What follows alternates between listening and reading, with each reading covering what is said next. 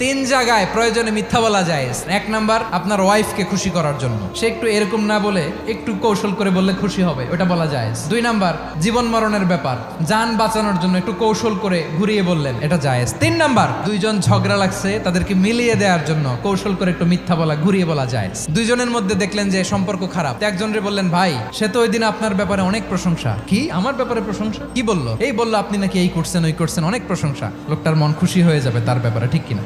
আবার তার সাথে যার ঝগড়া, ওরে যে বলুন, ভাই ওই দিন তো সে আপনার অনেক অ্যাপ্রিসিয়েশন করলো, অনেক, সে তো অবাক, কি রে বলে কি? এই যে দুইজনের ব্যাপারে দুইজনের একটু ভালো ভালো কথা বলে দিচ্ছেন, একদিন দেখবেন রাস্তা দিয়ে হাঁটার সময় একে অপরকে সালাম দিয়ে ফেলছে, সালাম দিয়ে বুকে জড়ায় ধরছে, আছে না নাই?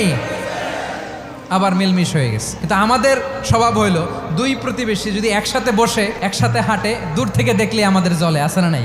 ঘটনা কি? এই দুইটার মধ্যে এত মিল কে? এই দুইটার মধ্যে গিরিঙ্গি লাগানো যায় কিভাবে?